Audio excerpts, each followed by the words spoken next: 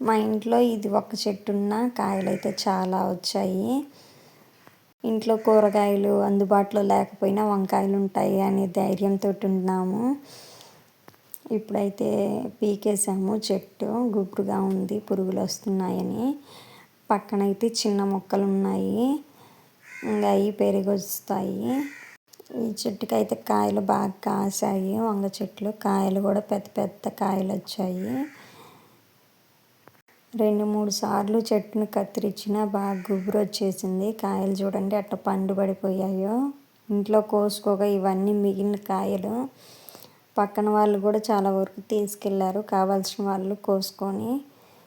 చూడండి ఎంత పెద్ద పెద్ద సైజు కాయలు పండు పడిపోయినాయి. ఈ ఒక్క చెట్టు ఉంటే చాలు, ఇంట్లో అన్ని కూరగాయలు ఉన్నట్టే అనిపిస్తుంది. ఇంతే ఫ్రెండ్స్, మా వీడియోస్ నచ్చితే లైక్, షేర్ అండ్ సబ్స్క్రైబ్ చేయండి. మా వీడియోస్ని ఫాలో అవ్వండి.